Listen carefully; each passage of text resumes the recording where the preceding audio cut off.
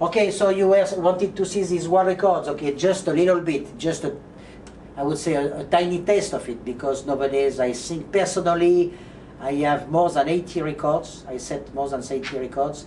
My tally is 80 personal records, and I think I have 86, something like that, as a guide. So already I have already passed the 150 world records, half as a guide and half which I set personally. Okay, so step by step, you know, I just enjoy myself. I told you again, I'm not a world record hunter. I just fish naturally.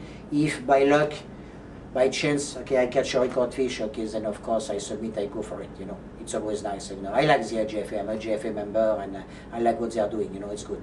IGFA is nothing but like the NBA or the FIFA for football. It's just an organization in cover sport fishing, and I would love, you know, people, more people, okay, to become a member of the IGFA.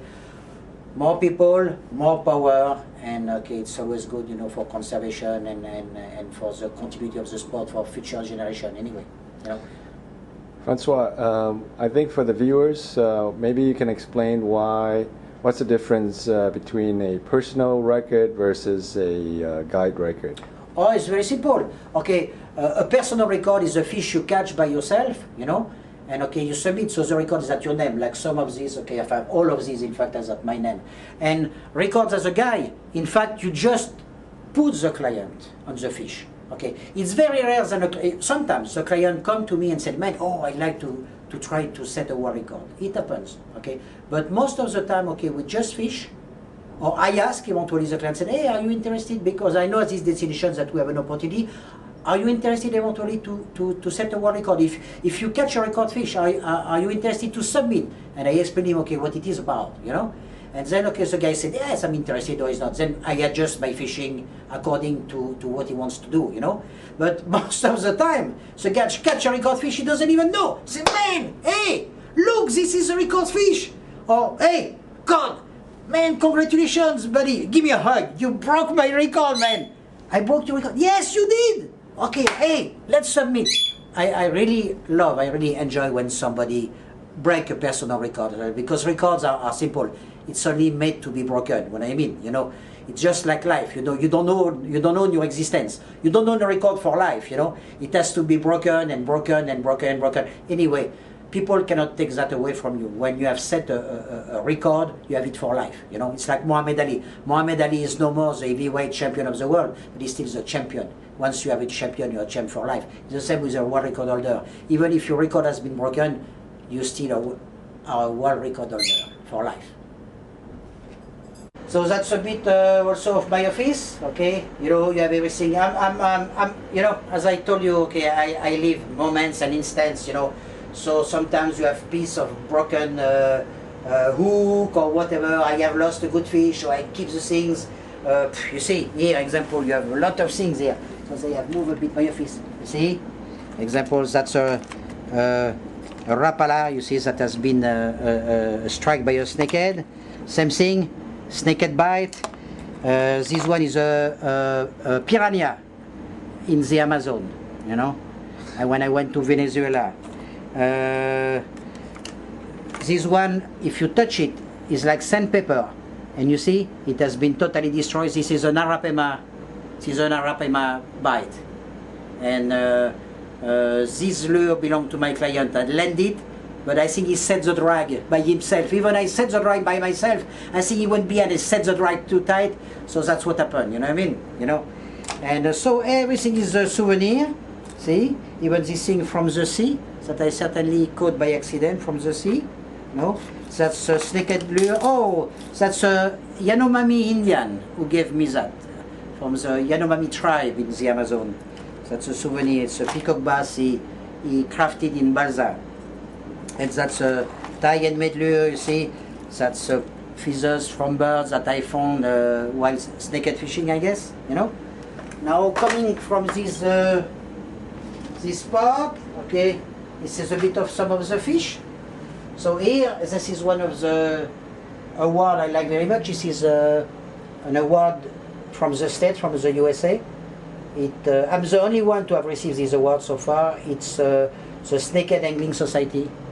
because I consider I'm, you know, I think I have something like 17 world records for snakehead, and humbly speaking, I think I caught more snakeheads than anyone else in the world. I have caught maybe by now something like 4,000 snakehead, and some rare species of snakehead as well, species only to be found in the jungle in Malaysia and Indonesia. I have been to Malaysia 30 times. I've been in the jungle, tough expedition. I have been to Burma. I have been almost to China by myself. 45 hours of train breaking 5 times only to fish for snakeheads. I'm a snakehead man. I'm a snakehead hunter. So this one is very important to me. Then this one is, you know, I explain you a bit about this story. I had a stroke about 2 years ago. So after I had the stroke, okay, it took me at least 2 months to try to come back to normal. I had a little problem with the limbs, you know, and I was stuttering as well. So 2 months after the stroke, I was already by the water. I was not perfect, but then I started to hit 1 world record, 2 world records, 3 world records, and I thought to myself, hey, because I'm a challenger, I said, man, I want to prove to myself that even I had a stroke, I mean, I'm still kicking ass, you know what I mean? And I wanted to show to all of my buddies that, okay, I was vegetable no more, you know what I mean? It's not because I had a stroke that I was going to change. So I just started to fish harder, and that year, which is 2007, I think, yes, I finished #1 in the top 10 ranking.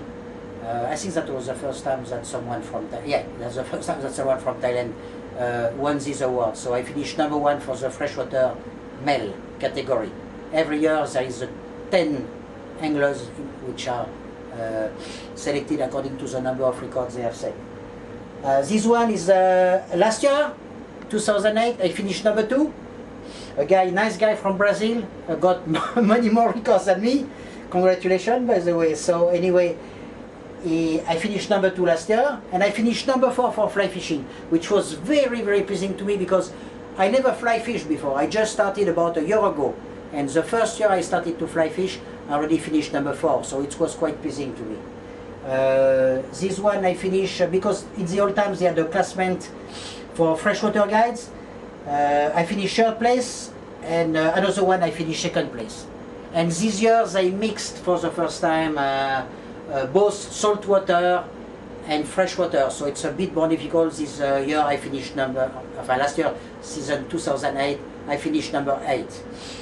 And the most important piece, of course, is the Lifetime Achievement Award, which only 17 people have received so far in the world. It has been given to me by the IGFA.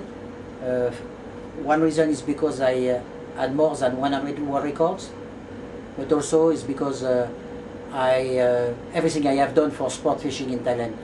As I told you, as a pioneer, humbly speaking again, without pretension, I'm the one who helped to put Thailand on the fishing map, and the IGFA is very aware of that, and that was that was the award for this reason as well. You know what I mean? So it's very nice for American people, especially to a French. You know what I mean?